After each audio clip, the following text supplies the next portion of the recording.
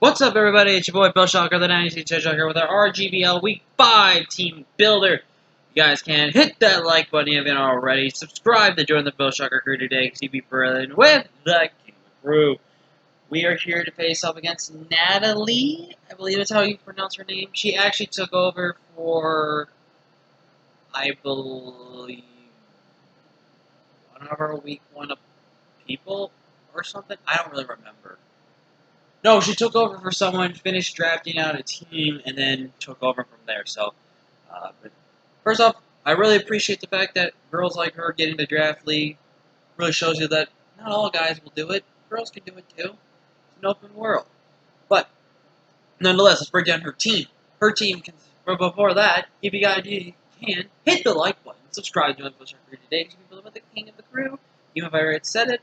Well, let's break down her team. She's got an Umbreon. She's got Grassy, Surge, Rillaboom, Alexray, Hitmontop, Inteleon, Slowking, Slowbro, Whimsicott, Landers, Flygon,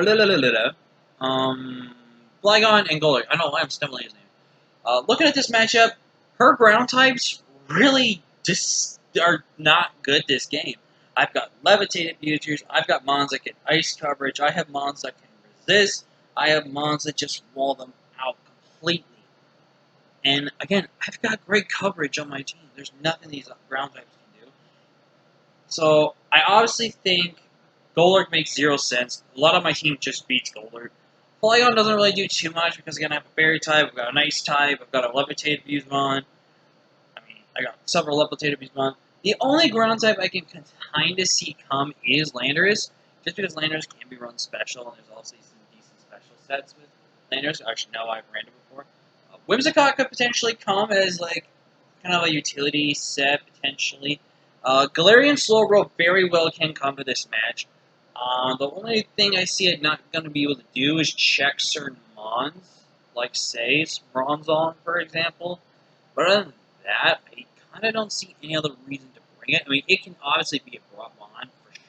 But for the 6, Umbreon I think definitely comes because it just walls my team completely. And it's just going to probably be toxic. I don't know if I'm seeing Heal Bell on this Umbreon set. I definitely say Wish, Protect, Foul Play, and Toxic. And if we see no Foul Play, we see no Heal Bell, that's good news for us. Rillaboom really comes to stop my Guard Shot from doing much, and plus Ground Spam from doing much else in the game.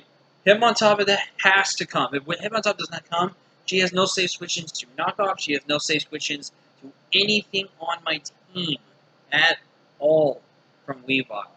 Inteleon definitely think comes, it outspeeds everything on my team and kind of clicks a button. I think potentially will be choice specs this game.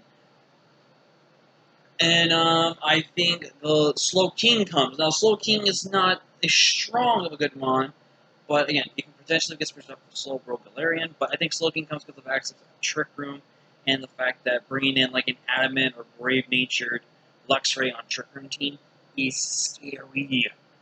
And yes, Luxray. You may not think it's a threat, but for me, it actually is because of Guts and its move pool.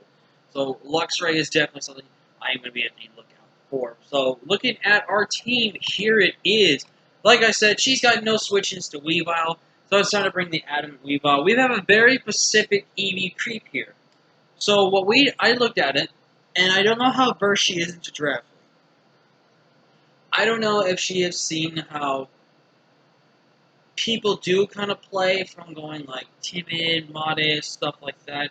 So I am willing to take a small gamble here, and what we have done is we have done a speed creep. She's going to speed creep to my Garchomp as it is my fastest Pokemon, so she knows she cannot outspeed my Dagger.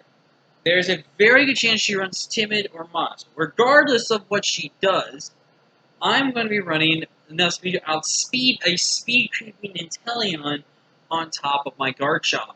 And that is where I can still run Adamant. I could run Jolly with a lot of investment for a semi-bulky Weavile, but I want max attack pressure on this side. And what I'm actually going to do right now is I'm going to change this. I'm going to go ahead and go to Pickpocket. Because with getting Pickpocket, because there's a few good knockoff users on her team, if she knocks off my item, I get to steal their item away, which is really good intel for me, whether it be bad or good. But still, Weavile is free to click a button, it is free to do anything and everything it wants. Another Mon that really comes in, because if you really noticed her team, she has no Steel type. So my streamers is pretty much free to come out and play. She is going to be rocking an amazing set. Now this is a really good set and a really good creative spread. We're running 176 HP, 156 defense with a BizDef set, 92 special attack, 84 in speed. The speed lets me guarantee outspeed, 0 speed Hitmontop, which if she's running a bulky Hitmontop, which makes a lot of sense. Subcall Mind, Hyper Voice, and Wish. The reason why I have this speed creep is to outspeed both non-zero speed trapped Umbreon and Hitmontop so they cannot toxic me. But the goal with this set is to win with Hyper Voice. Basically, if I start getting Calm Minds up, Umbreon will not be able to take more than one after I start getting called up. Because Umbreon's going to probably be mixed defensive, leaning more to a BizDef set, but he's still be really good SpDef, so that's maybe it. Unless she's got no way to remove me out of the game, this Sylveon, once it sets up and just starts clicking buttons, wins me this game 100%. And I'm really looking forward and really hoping that this set works out because I love this set. Again, my creative side comes out with this game, which is great. Up next we have them legs, though. With the Serena, and again, no Steel type. And she also doesn't have a Fire type on her team. A lot of her team is just pretty much not handling Serena. So I thought, let's go the same idea with Weavile. Let's go max offensive. And what we're going to do is running 0 speed. Basically, this speed is to guarantee us to be faster than everything on our bulky side. Anything that we think can go offensive on us, I feel like I don't really need. But here's the thing that she's got to be careful with. Rillaboom can't really touch this set unless it's got Acrobatics or U-Turn, but I have U-Turn as well. And Player Up into U-Turning can just be able to chip down that thing really well. My Grass Stab, like I said, goes in. Plus with Grassy Terrain, oh boy, that is going to give Serena such a massive edge in this matchup as well, because they can take advantage of that. Up next, we're bringing Bell here. Oh, actually, I think I'm going to do these. We have 140 HP, max attack, adamant, 44 defense, 72 depth. A little mixed defensive in there with the HP, but mostly it's an offensive set. Up next, we're bringing Bronzong our Bell here with Levitate this week, just because I needed Levitate just in case she does bring a ground type. Toxic Signal Beam, Iron Defense, Psychic. This is a very unique set.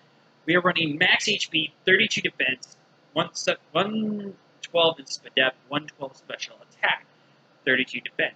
Actually, I need to double check to make sure if I can use Signal Beam on this thing. Because I think Signal Beam got taken out of the game. So I'm going to make sure I actually probably change that. So ignore Signal Beam for right now. But basically what this set does is if I set up with Iron Defense, her physical mons can't touch me. I can freely Toxic everything on her field, and I can just Psychic Spam and just click the buttons.